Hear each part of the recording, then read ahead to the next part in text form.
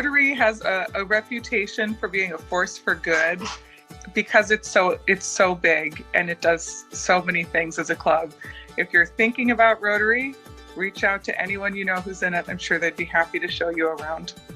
If you make the point or the time in your schedule to get there, Rotary will quickly kind of get its arms around you and get you involved. So I would just encourage people who are curious or interested, attend an event, get involved, and take the next step. And I think Rotary will meet you halfway and take it the rest of the way. I've met a lot of new friends through Rotary. It's been great to meet people that you maybe are aware of, but haven't had the opportunity to sit down and break bread with, connect with new people, make good business contacts, even get some clients, as well as make a difference. I would say it's the network. Even though we're not meeting, not able to meet face-to-face in person due to the pandemic, I still think the virtual network is a strong bond. So it's so helpful for me to learn from other Rotarians who have had different experiences than I do, have different perspectives on the issues our region is facing, and then be able to connect and share and find overlap and how we can work together. It's like, what is your why? You know, you look at Simon Sinek talks about it a lot. You know, I think Rotary speaks to my why. It's going to make you a better person. You're going to be better for helping the community out.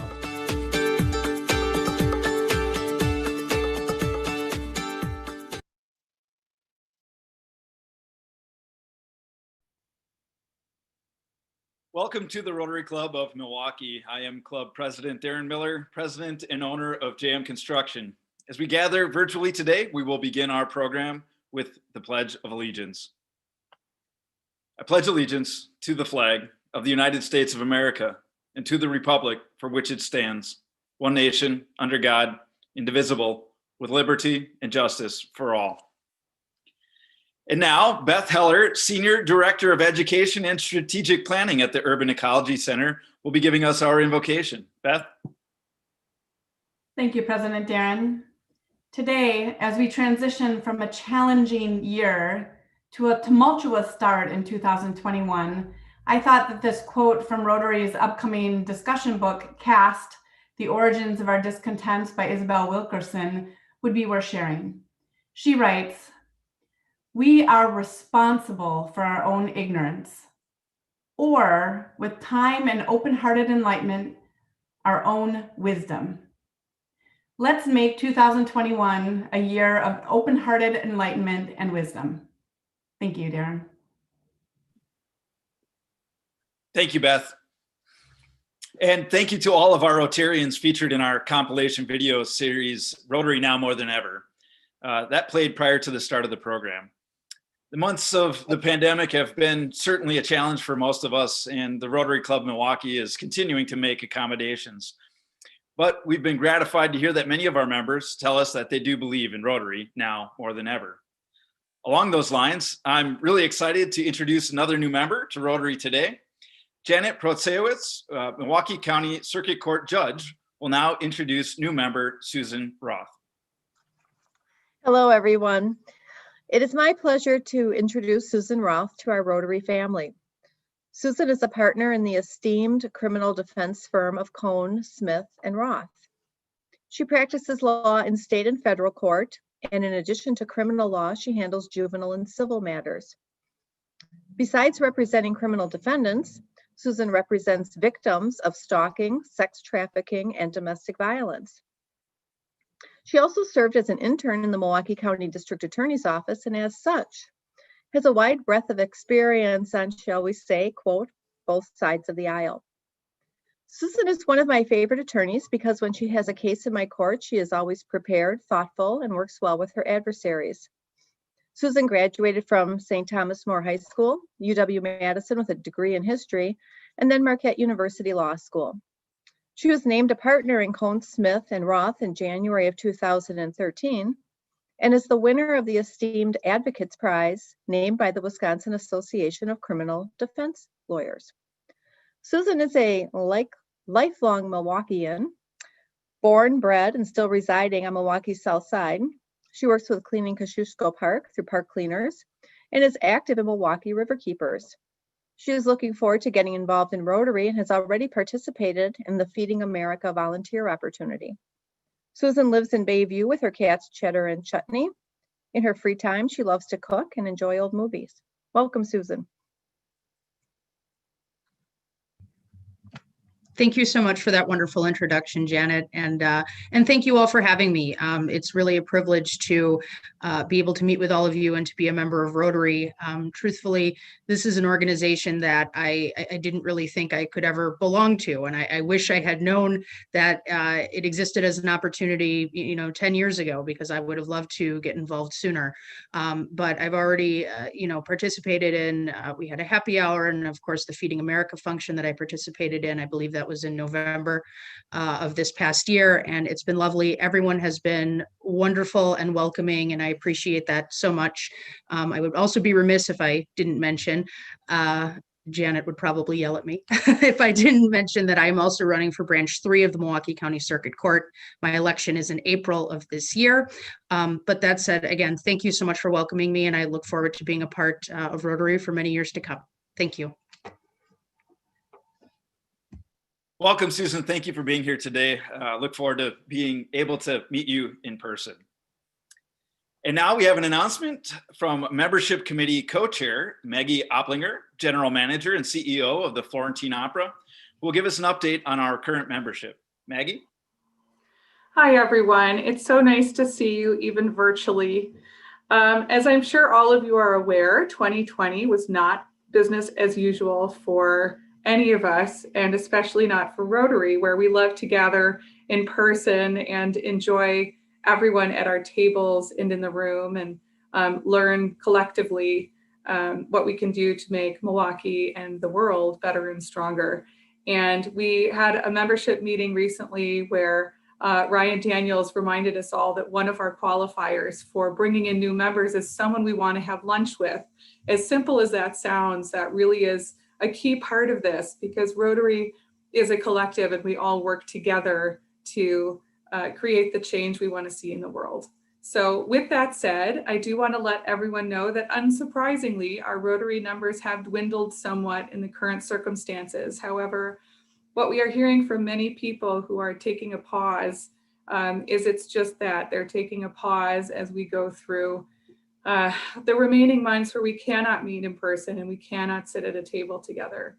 That said, it's really critical to our club's health and to our vigorous ability to connect and be more than the sum of our parts for us to continue to bring people in who can help the group thrive and create that effect in the world that we hope to, and that Rotary always historically has, and of course will continue to do so. So with that said, I want everyone to hopefully feel very inspired by that video and to think about who you want to have at the table with you when we come back, because we will be back at the tables, we will be back dining together, learning together, growing together, and building community together. And with that said, I think as we continue through a lovely Wisconsin winter, it's a great opportunity, again, for us to think about the benefits of the lunch sessions that we have that are so strong, and to think about who we can invite to join us for these, especially now when they're open to the public, and who might be engaged by that experience and consider joining Rotary either now under these circumstances. We have some waived fees that might make that easier for people if they're in slightly more challenging times than they would normally find themselves. But truly, as we've discovered over the years, the value of Rotary, it doesn't come down to a membership fee. It doesn't come down to lunches. It comes down to a community of like-minded individuals.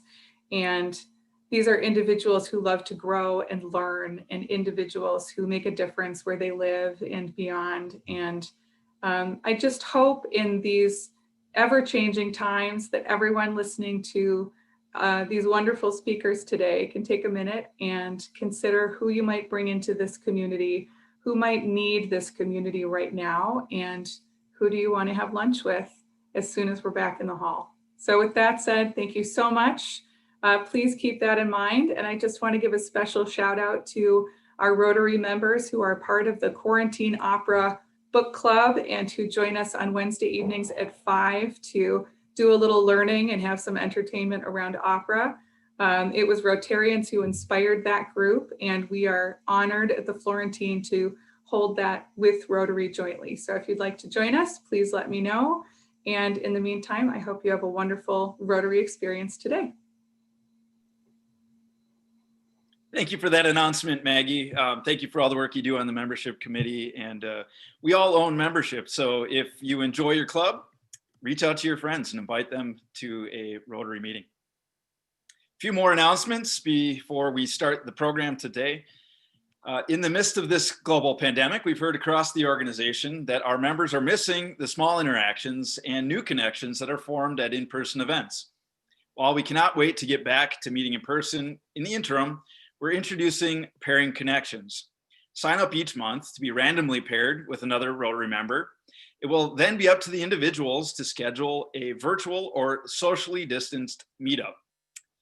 New matches will be made for the following month thereafter so that you can connect with a different member each month.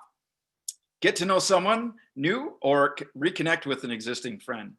Participation is optional, but strongly encouraged to continue growing valuable relationships within our organization. Since the start in 2009, 25 Milwaukee students, many the first in their family to attend college, have graduated with the support of the RCM Scholarship Program. These graduates, along with the 21 students currently enrolled in the program, have felt firsthand Rotary's commitment to them and their future through a financial scholarship, educational programming, and mentorship. Rotarians recently received a request to contribute to the RCM Scholarship Fund to grow the endowment. Thank you to the 40 Rotarians who have donated since November.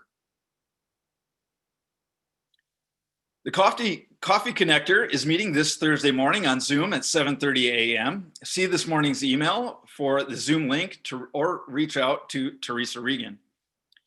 This Thursday's snack program will feature Mamie McCullough, Executive Director and President of the Milwaukee County Historical Society. Although a look at the archives may not sound compelling at first glance, you'll find Mamie to be an engaging and enigmatic leader. And for those missing connections to the fellow Rotarians, the leaner snack program format will make it possible to feel connected with others on the call. I find the Thursday programs to be the highlight of the week. Join us at 11:30 for informal connecting prior to the program with other Rotarians while that program starts at noon. The Rotary Person of the Year Committee is accepting nominations for the 2021 Rotary Person of the Year through this Thursday, January 14th. Nominations for the award should be an individual who, through their profession, have made the community a better place to live, work, and have shown outstanding leadership in the advancement of ideas, products, or services. If you would like to submit a one-page nomination, please send it to Michelle in the Rotary office. And now, Richie Burke, founder and president of GGMM and host of the GoGedders Podcast, will begin our program for today. Richie?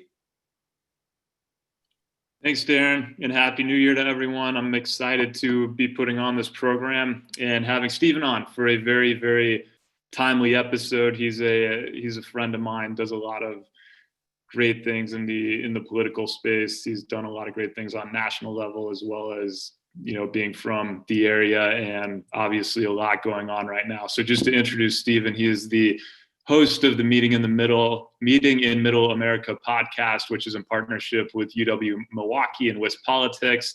He is the founder of the Millennial Action Project, which he founded in 2013. Its mission is to activate young leaders to bridge the partisan divide and transform American politics. And its vision is a diverse democracy where the political culture is grounded in empathy and leaders pursue innovative policy solutions. He was also named Forbes 30 Under 30 for Law and Policy back in 2017. He considers himself a radical bridge builder. He did grow up in the Milwaukee area, like I said, graduated from UW, and recently moved back to Milwaukee after being in DC. And forgot to include this on the bio. He has been on my podcast 2 previous times. So if you're not tired of listening to us by the end of the hour, there's more of that online. Steven, thank you for joining us. Richie, great to see you. Thanks for having me. You forgot to mention I'm officially the political correspondent on your podcast. You are. It's a pretty big deal. Right up there with Forbes 30 under 30. So political correspondent on the GoGedders. All right. Well, before we dive into everything that's transpiring right now and over that last week or over the last couple months, I want to talk about why you founded the Millennial Action Project and some of the main initiatives that you've worked on in the past and are currently working on, so the audience can get a better feel of your background. Absolutely. Well, thanks again, seriously, Richie, for having me and inviting me. Thanks to Mary and to the entire Milwaukee Rotary. It's really an honor to be here. So many people have mentioned Milwaukee Rotary to me, so it's great to finally be in a space with all of you together here. So as Richie mentioned, I'm a greater Milwaukee native. My parents are out in Brookfield, and I went to Brookfield East High School, UW-Madison alum. And the vision for Millennial Action Project started in an unlikely place in a completely different discipline, and that's music. You can see the guitar behind me here. My first passion in life was music, and I was a little I guess you would say non-traditional, even in the musical discipline, in the sense that I played every genre of music you can imagine. I had multiple rock bands, multiple jazz groups. I had a hip hop band. I even had an Eastern European folk band that specialized in klezmer music. So I'll give extra points to anyone who knows what klezmer music is. We had every type of genre you can imagine. And as we would play here in the greater Milwaukee area, I noticed something profound that ended up becoming the calling for my life.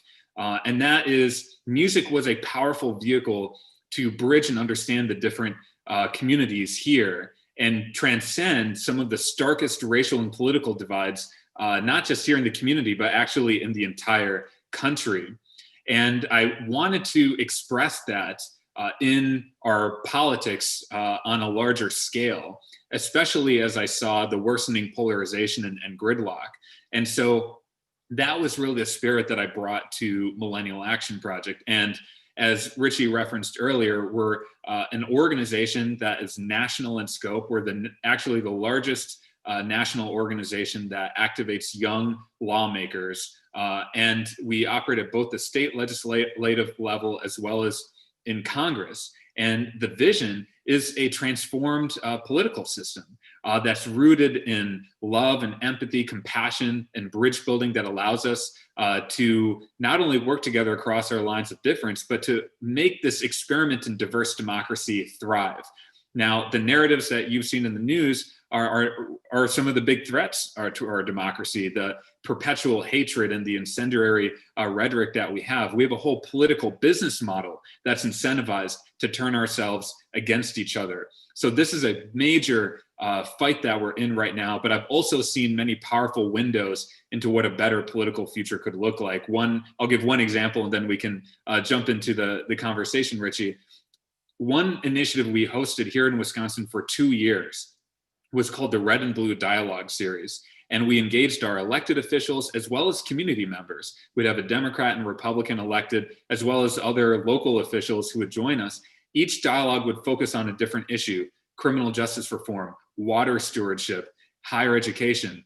And in each of these dialogues, we curated tables around political diversity, and people weren't necessarily boxed into Democrat or Republican. And the best part of it is how many people would come up to me afterwards and say, I can't believe how much I was agreeing with the enemy. And that was both comical, but also for me, a window into how we can actually see humanity and empathy in people who might have a different viewpoint. And so that has given me a lot of excitement about a new type of politics and a new type of path that we can create. But a lot of it is breaking out of the mindsets that we've been fed for a long time.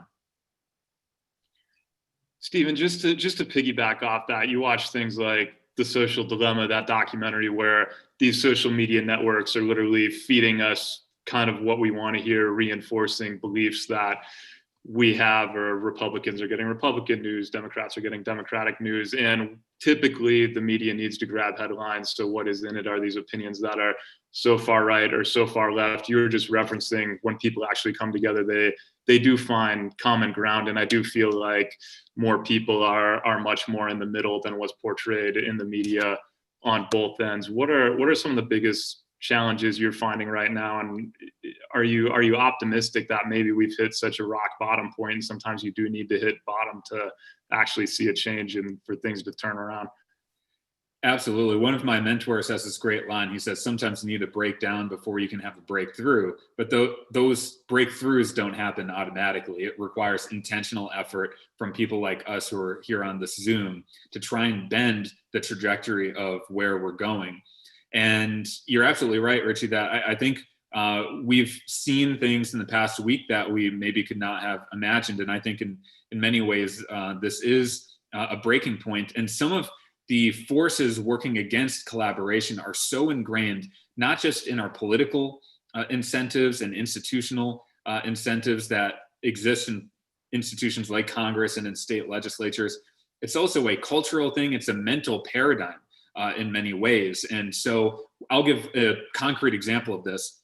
It's one of the wins that I'm most proud of is in the wake of the Parkland shooting, the tragic shooting when too many young people died at the hands of gun violence. Many people felt, well, this issue is just too divisive. We can't necessarily make any progress on it. Our leaders, we have a caucus of about 40 young members of Congress, Democrats and Republicans, and one independent, who said, actually, we should do something on this topic, and we're not going to let the cynics tell us we can't. We hosted the Parkland students in Congress and sought to hear some of their concerns and how we might be able to find a solution that's not left versus right, but future versus the past. And that brought us to the idea of lifting a over 20-year ban on the Centers for Disease Control from studying gun violence as a public health issue. And because we had co-created that solution together as a cohort, people were bought into it. And so I wasn't surprised then we had not only Democrats, but Republicans signing on to this issue. Because we had that level of momentum and buy-in, all of a sudden it gained traction. All of a sudden it passes through its committee. All of a sudden it passes through Congress. All of a sudden it gets funded. So today, now the CDC can study gun violence as a public health issue.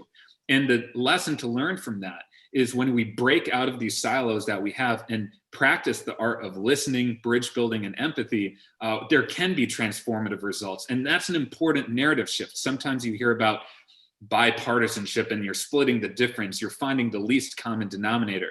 That's not what we advocate for. This art of political bridging is an evolution, not a dilution. And this gun violence bill was just one example of many that we've seen through this work. Yeah, and you just before I dive in, if any of you guys have questions for Steven, just leave them in the chat box. I'll be monitoring as we go along, and I'll make sure to get to them at the end as well. So, Steven, you made a post, a statement on social media that got a lot of traction last week when the Capitol got raided, essentially stating that for better or for worse, it was a turning point for our democracy. Can you elaborate on that? And what do you see coming in the next few weeks, few months? What do you hope to see? Well, I've been reflecting on this moment for a variety of reasons. And one thing that has come to mind is the earliest conversation I can remember about Millennial Action Project. And actually, I've never shared this publicly before, but the earliest conversation I can remember dates back to May of 2011. And I remember in that conversation, I was talking with a friend of mine about how we have these unsustainable trends in our politics. Polarization, we thought, would metastasize into toxic tribalism, and it would reach a breaking point. And in the statement I put out after the insurrection last week, you'll see a line where I talk about we are at a breaking point. And that's the history behind that phrase. It goes back to May of 2011. And seeing the images and talking personally with people who are on the Hill last Wednesday indicated to me that this is the breaking point. And it can be a turning point towards renewal, but also it could be a turning point towards the ultimate demise and extinguishing of diverse democracy in this era.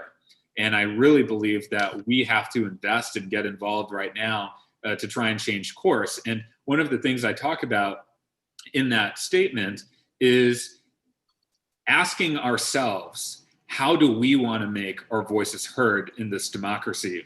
And that's not a choice between Democrat, Republican, or independent. It's a choice between absolutism and pluralism. It's a choice between death or dialogue.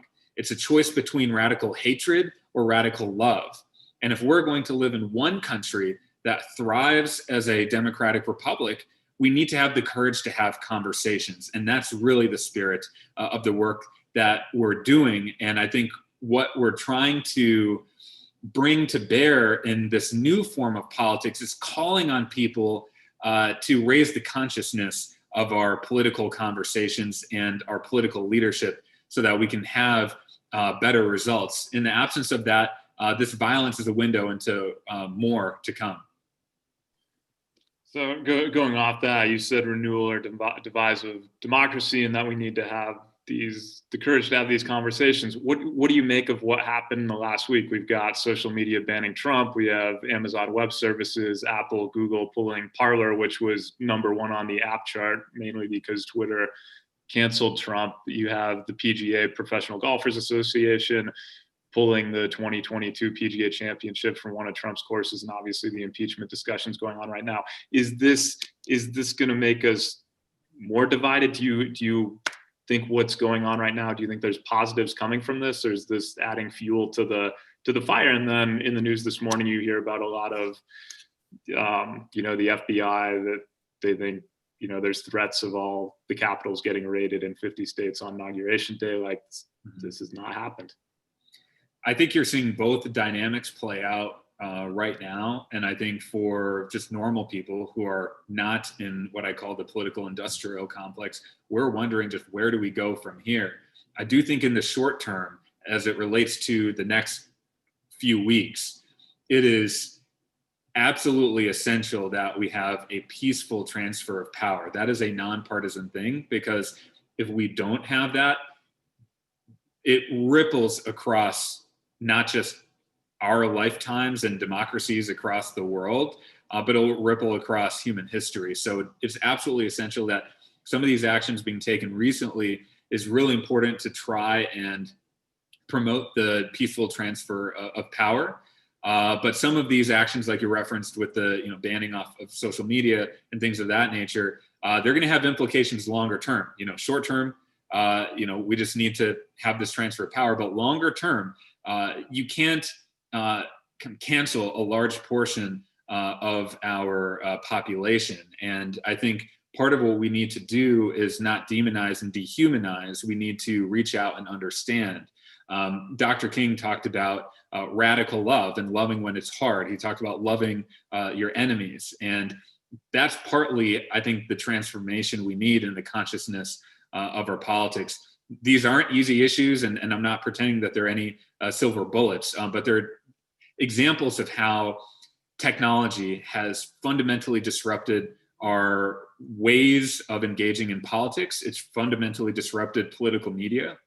We need really thoughtful people, not who are just in politics, but probably even more so people who are outside of politics to help inform what the solutions are.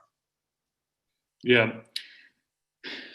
And going to a local level, you moved here recently, moved back, you were back and forth. Do you see last week's events having any implications on Wisconsin politics? Do you see any ramifications on, Ron Johnson, who's been a very big Trump supporter, and media outlets have named you as someone who could be running for that seat in 2022. I don't know if you want to break any news on the Rotary Club platform or not, but all that has been going on.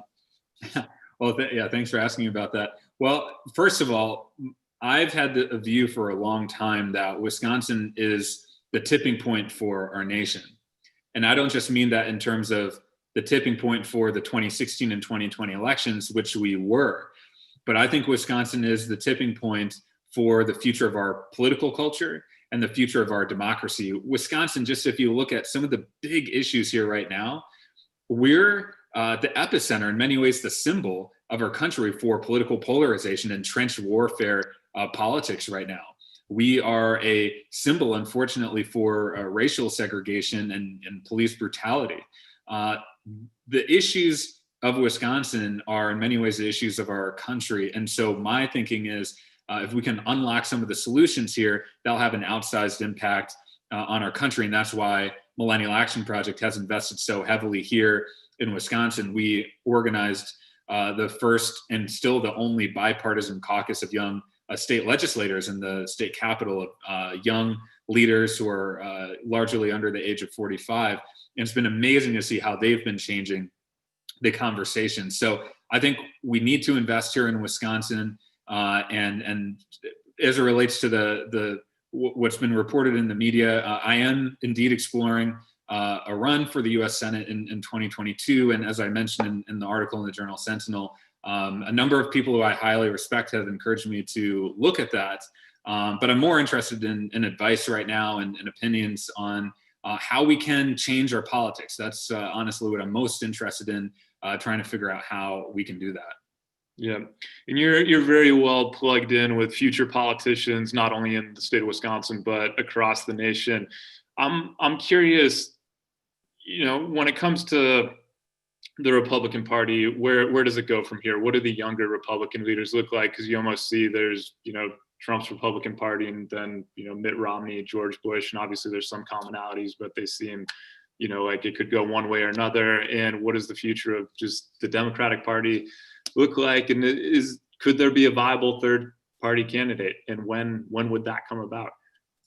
Well, we've been hearing calls from people across the political spectrum for there to be a third force or other forces emerge in politics. And one of the reasons why that doesn't happen and hasn't happened in most cases across the country is because we do have a duopoly in many ways that controls the primary process, and there are extremely high hurdles to overcome for anyone outside of the major parties to get elected. Not saying it's impossible, but that's why there's been a movement recently to advocate for open nonpartisan primaries and ranked choice voting to allow people to vote for other types of candidates who might be a third party or independent without having the spoiler effect, which is a real problem actually in the absence of ranked choice voting. So I do think we could, basically my 10-year prediction is the current trends in politics are unsustainable. I think people across the board don't feel they're being served well by our politics, and the political parties frankly need to reinvent themselves to better serve people in the next 5 years or so, maybe in the next 10 years at the latest. And if not, then I do believe there will be so much energy and passion to support something different. And you look at young people in particular right now, millennials and Gen Z are actually the most politically independent generations in America. So there is a growing hunger. When you look at the size of that generation, something's going to give one way or another. Yeah. Do you see any clear path to that happening at this point? It depends. It depends really how the next few years look. I think right now it's just, among the unsustainable trends is something like 80% of the country doesn't trust the federal government to do the right thing. Congressional approval ratings usually hover between 15 to 20%. That is, for a democracy, just cannot sustain itself longer term.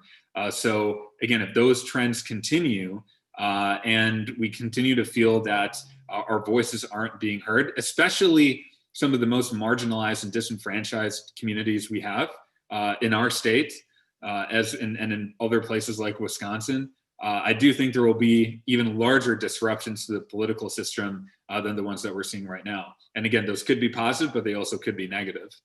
Yeah. With all this going on, we do have a new president getting inaugurated in 8 days on the 20th. What do you think Joe Biden's top priorities will be, and how difficult is it for him to navigate becoming a new president with all this noise going on around him? Yeah, it's going to be very difficult. I mean, he's had the message of unifying the country, but as someone who's been in the world of bridging divides, that's much easier said than done. And that's nothing you can accomplish in a speech. It requires years and years of relationship building. And a key part of that, which I think a lot of people sometimes miss, is the team you surround yourself with. You can't call for unity and then bring hyper-partisan people into your team. Your team has to reflect your message and your values, and that's very, very important. I think, and I have friends who are working with Biden directly right now. I know one of the big early priorities will be COVID relief, and most likely a larger stimulus package, a relief package that could support small businesses. We might see the relief checks of $2,000 actually get passed. I think the Georgia Senate races also significantly impacted what the universe of the possible is. So my sense is COVID will be a top priority. I know infrastructure will also be a top priority as well. And then on the public health side, in the first 100 days, I know the Biden administration is planning some pretty big efforts to try and minimize the spread of the COVID-19 as much as possible, and also get the distribution of the vaccines ramped up as well. Now, the key that I'll be looking for is, can he build credibility for these initiatives that beyond the Democratic Party? And given how tribal and partisan our politics is, that's really important, because part of the reason why this insurrection happened last week is because we have separate echo chambers. We have like different universes of our politics that operates right now. And so there's no trust or credibility happening across these spheres. One of the trends that we need to definitely pay attention to is that 2/3 of Americans view people of the other side as not just having a different view, but being fundamentally evil. And when you get into that space, it rationalizes a lot of extreme behavior. So that, I think, needs to be one of the biggest initiatives that he focuses on. It cannot just be a speech. It needs to be a programmatic effort with staff and with money and with a lot of partnerships on board. Do you think he's the right guy to do it? I mean, he's been preaching uniting the country. That I was unaware of that stat, that 2/3 of people look at the other side as being evil. That blows my mind. Yeah, there's an even more interesting one than that, which a study that showed that parents are fine with their kids marrying people really of any background, different race, different religion, even people of the same gender. But the one area where studies show people are not comfortable with is their son or daughter marrying someone of the other political party. That's crazy. Do you think what happened in the Georgia runoffs, now that Democrats control the House and the Senate, is that going to make it easier or more difficult? Well, it remains to be seen. I think that still the Senate is 50-50, so that's as close as it can get, but it does allow, it will allow President-elect Biden to actually get more of his cabinet officials approved by the Senate. It'll allow him to pass more judges and also allow him to pass some of the bigger pieces of legislation he hopes to pass. But it does show that I think the Democrats will probably not be able to overreach as they might have otherwise with the larger majority, just given if they go too far, then they'll start to see some defections from their own coalition. So it's very close, and it remains to be seen. Yeah. All right. Thank you for all that. I'm going to go to questions. There's a number of good questions that were left on here, so I want to get to all these. And if anyone else has questions for Steven regarding the Millennial Action Project or everything that's going on right now, just drop them in that chat box.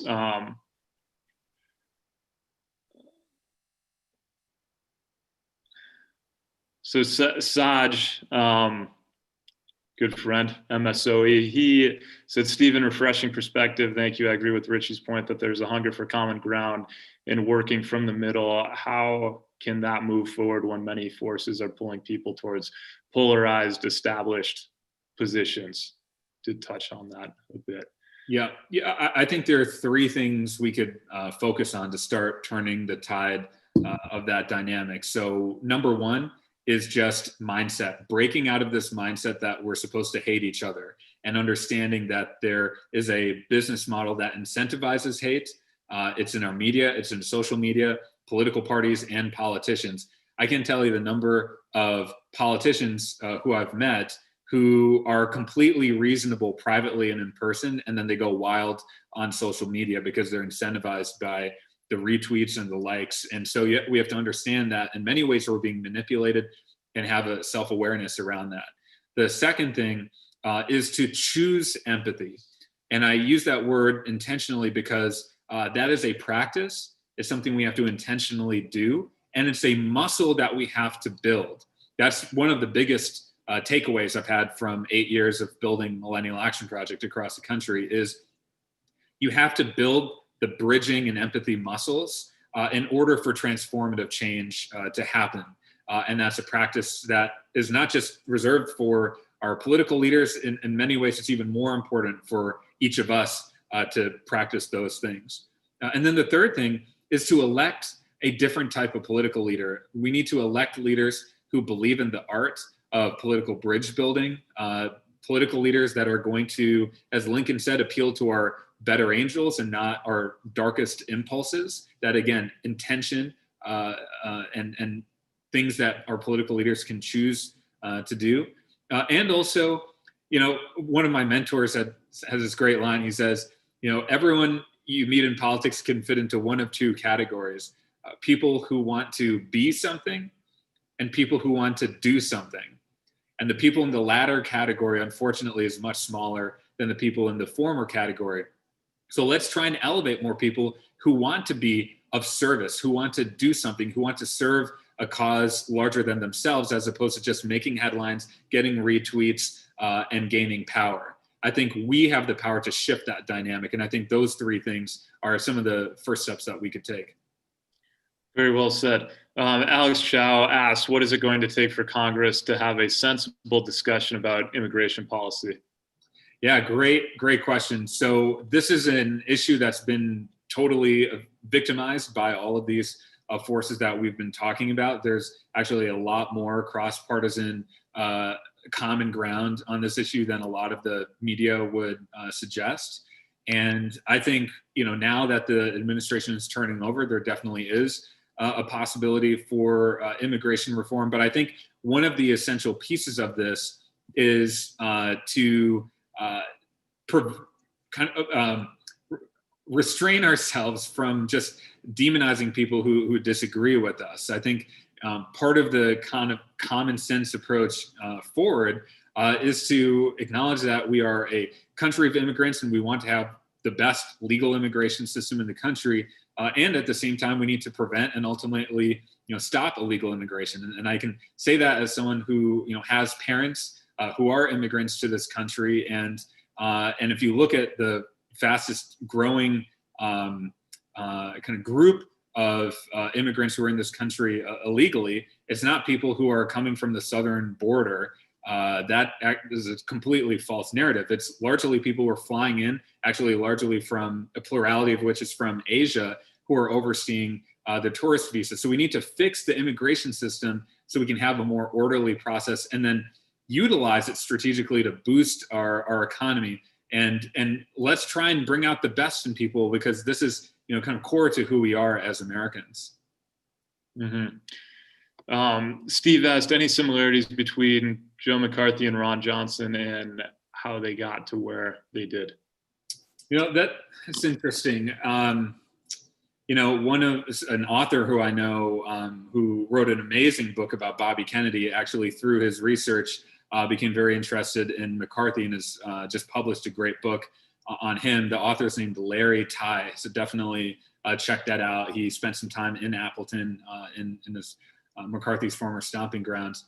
Are there similarities? I think, we need some time to pass to do a full analysis of that. But I do think one parallel that we've already seen take place is the tendency to get intoxicated with conspiracy theories that are unfounded or driven to a totally extreme degree. Now, back in the 50s, we didn't have social media and Facebook to propagate these fantastical conspiracy theories. But now we're seeing, I think, that dynamic on steroids, and unfortunately, we've seen Ron Johnson play into that dynamic. And it's interesting. I was just talking yesterday with someone who has a class of students who make trips to Washington, D.C. They're from Wisconsin. And I've met with this class of students many times, but they'll also go to the Hill, meet with the Wisconsin delegation. And I've heard stories where, these students, they're so excited about public service and they're idealistic. And in their meeting with Senator Johnson, there will be, he'll kind of play into these conspiracies and just almost attack the students for why they're interested in public service. I don't think we should be doing that. I think we should be inspiring young people to get involved in politics. I think the solutions to a lot of that, what we're seeing, is really in the empowering and training and developing of young leaders today. So that's where I come down on that. I agree with you. Joanna, as you referenced the current system providing disincentives to working in a bipartisan manner, are you familiar with and do you support groups such as Democracy Fund, which are pushing for election reform, i.e. Final Five primaries and ranked choice voting? Yeah, 100%. Catherine Gale is a great friend of mine. We've been collaborators for many years, and I fully support those efforts. And I think one of the keys with that is trying to open up the types of people who can run for office and for people to have more nuance. Right now, politics has become a set of litmus tests and slogans and simplified policy positions. And I think ranked choice voting allows people to have more nuanced positions and allows them to build new coalitions. Right now, if you look at the primary system, the conventional wisdom is that you just have to kind of cater to the base and don't have any conversations across our lines of difference. I would like to change that dynamic. I think we can, and what Catherine is working on is definitely one of the strategies to do that. Sounds good. All right, Steven, we've got, I think, about 7 questions left. A couple more might pour in. I think we got about 10 minutes, so we'll go rapid fire-ish. I want to get all these answered. So Bill Coleman, current intel, as I mentioned, Trump supporters planning to storm all 50 capitals plus DC, which has been all over the news. He asks, how does this help the conversation? And you can touch on that. I might reframe it on maybe kind of how this came to be, or the mentality that some of those people are taking in there. Well, I'm plugged into a number of organizations that track calls for political violence and stage interventions digitally to try and quell those efforts. And what I've been hearing from those organizations is that there is very likely to be more. There are events being planned right now, including the ones that you referenced, where there very much could be a call to arms and a call to violence. And so we need to be mentally prepared for this. Obviously, our security and police need to be very prepared for this as well. But it speaks to, I think, one way we can have a constructive response to these things is not only trying to, prevent these things in the short term, but understand, why is it happening? What are the upstream systemic reasons why we have these types of calls to political violence today, and trying to address the upstream.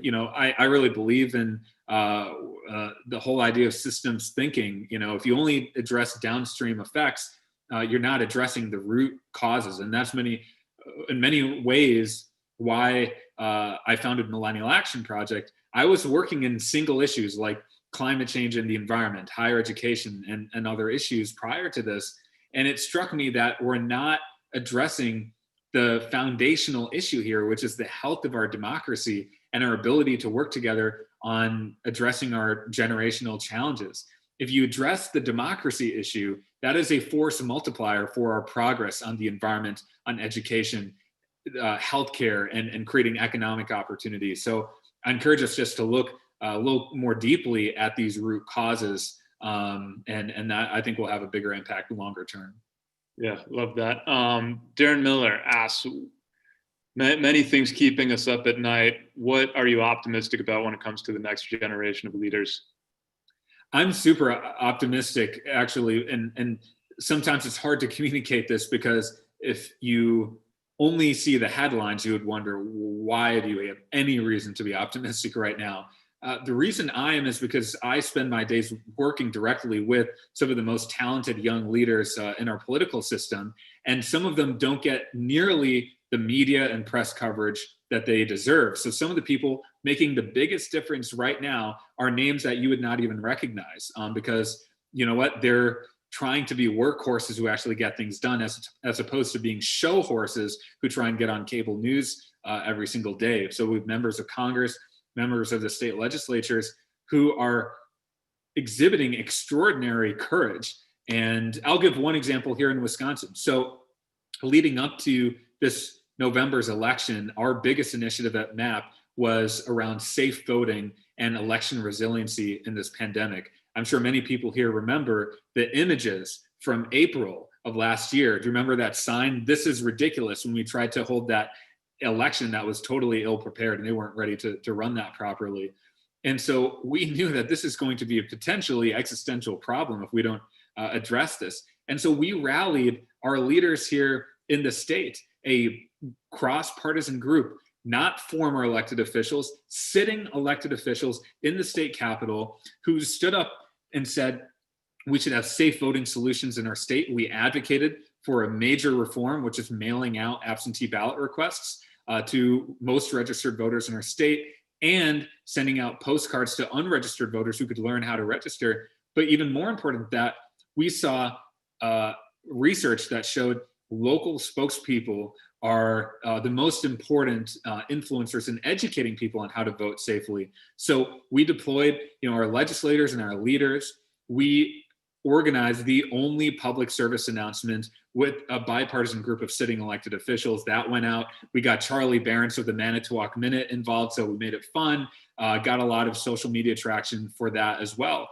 And I was really proud to see how we saw a tangible increase in people voting safely where that PSA was most active. So in an issue that, if you only look at the national lens, is one of the most divisive issues, Trump was attacking it via Twitter. We had our members here in Wisconsin standing up, staying part of the coalition despite all of the attacks, and it made a really positive difference. That's why I'm hopeful. Love it. Mary or someone, can you drop in the chat what time we have till? I want to be cognizant of that. Next question. So from Karen Hung, Steven, appreciate your point about building bridges, changing mindset to do better and unify the country. What do you think mainstream media and big tech can do to help and not hinder the divisiveness? Well, just to preface this answer, about 5 years ago, I made a trip out to Silicon Valley, spoke with a number of the various tech companies, speaking directly to their employees, and I would pose similar questions to them.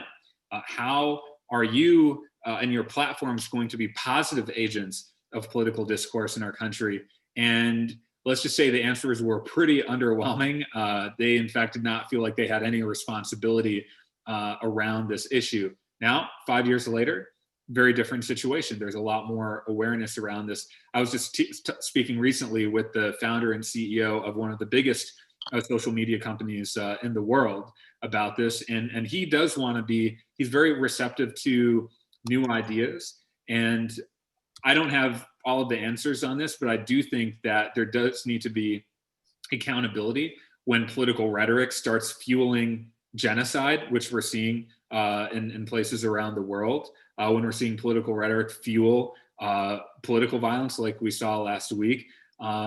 Just like traditional media companies, social media companies need to have a responsibility around what's getting published. Otherwise, this is going to be a spiraling out of control. So I also think traditional media needs to be severely disrupted as well. Right now, how much do you learn from cable news when you have predictable positions on the left and right and they're just tearing each other down? That's not educational at all. That's entertaining.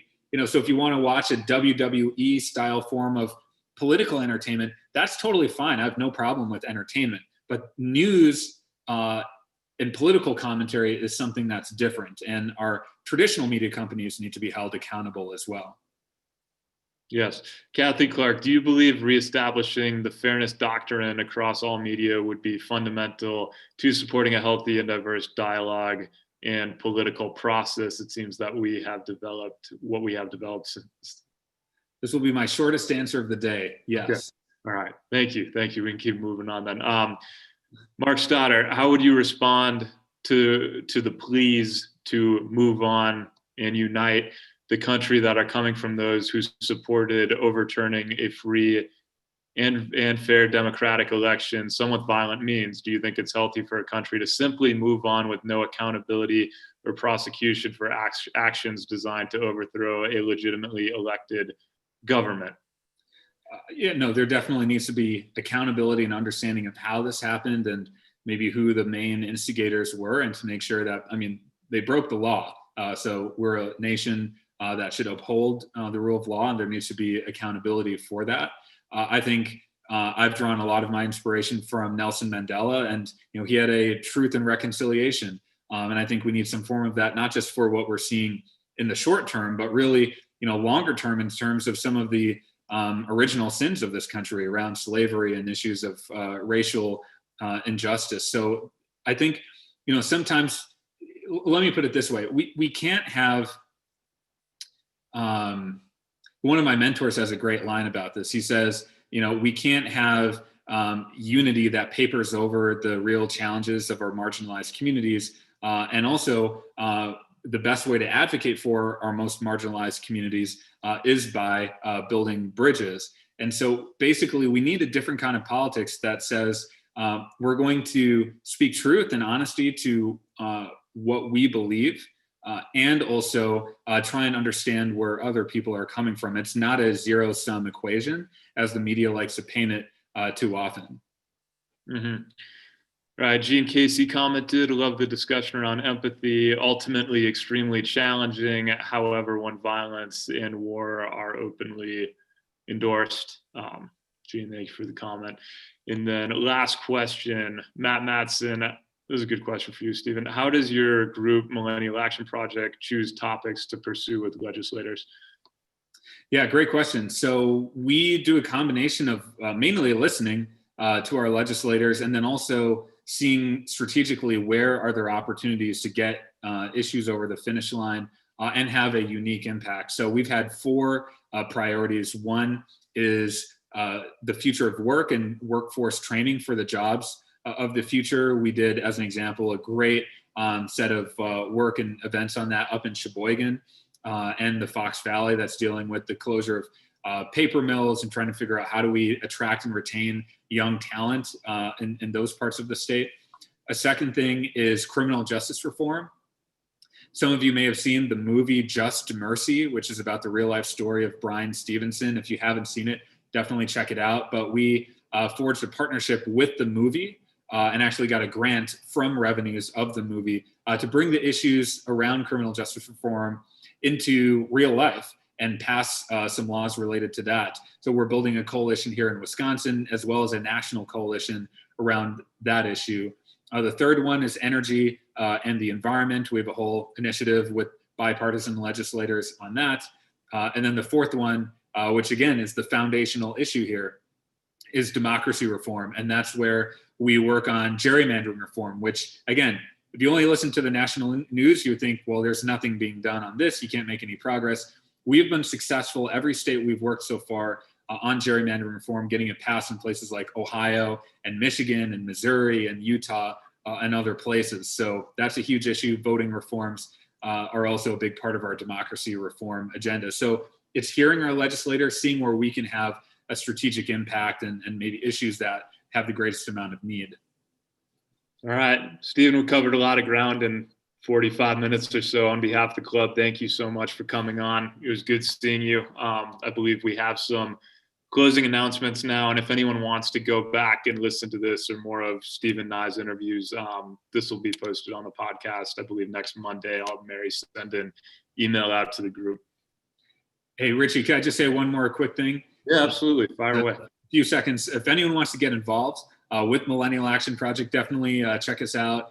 It's millennialaction.org, or find us on social media. Reach out to me at Steven Olikara on all the social media platforms. And I'll just leave you with this one note that really shaped me this last summer. Part of the decision, I should say in context, part of the decision to start Millennial Action Project took place standing in front of the Dr. King Memorial, where I saw the quotes on the wall and the years underneath those quotes, seeing how we can create a higher consciousness in our country and the power of young people to create that. Coming full circle, we hosted his oldest son, Martin Luther King III, for a whole day of sessions and trainings with Millennial Action Project. And afterwards, I had a private conversation with him, and I asked him one question that I think might be a benefit to this entire group. I asked him, how would your father be responding to the polarization of this moment? And he said one simple line that has been ringing in my head, and I thought I would share it with all of you. He said, my father would be calling us to a higher order. And he was referring to a higher order of thinking, a higher order of empathy, a higher order that brings out the best in people and doesn't define us by some of the worst in people. And so that has been really my kind of mantra, and I thought I would share that with all of you. Let's call people to a higher order in our politics. Love it. Thanks, Steven. And for anyone who is interested, I dropped Steven's website in the chat box so you can visit that directly. Thank you all so much. Steven, thanks for being here today. Great work at MAP. Really interesting and timely program. So really appreciate you taking all the time. Richie, thank you for moderating as well. In honor of speakers like yourselves, Steven, who speak to our club members, we'll be making a donation to the YWCA of Southeast Wisconsin, whose mission is eliminating racism, empowering women, and promoting peace, justice, freedom, and dignity for all. Thank you both again for being here today. I hope to see you all at our snack program on Thursday at noon with Mamie McCulley, Executive Director of the Milwaukee County Historical Society. Join us for that. Next week, join us for a COVID-19 update with our own Dr. Bob Gleason and the President of the Medical College of Wisconsin, Dr. John Raymond. Should be a great and informative program as well. And in case you missed it at the beginning of the program, Michelle will close our program with our Rotary Now More Than Ever video series. Thank you all for being here today. Be safe, be fair, and this meeting is adjourned.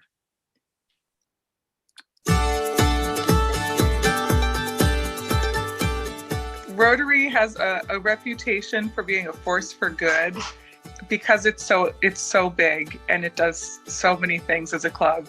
If you're thinking about Rotary, reach out to anyone you know who's in it. I'm sure they'd be happy to show you around. If you make the point or the time in your schedule to get there, Rotary will quickly kind of get its arms around you and get you involved. So I would just encourage people who are curious or interested, attend an event, get involved and take the next step. And I think Rotary will meet you halfway and take it the rest of the way. I've met a lot of new friends through Rotary.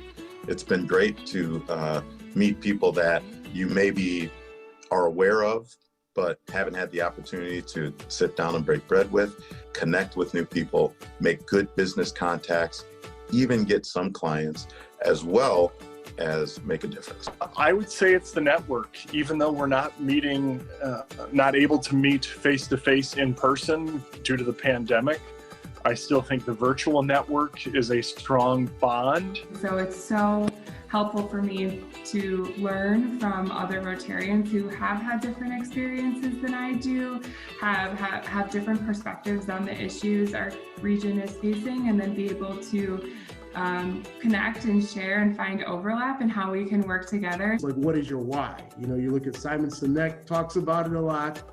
You know, I think Rotary speaks to my why. It's going to make you a better person. You're going to be better for helping the community out.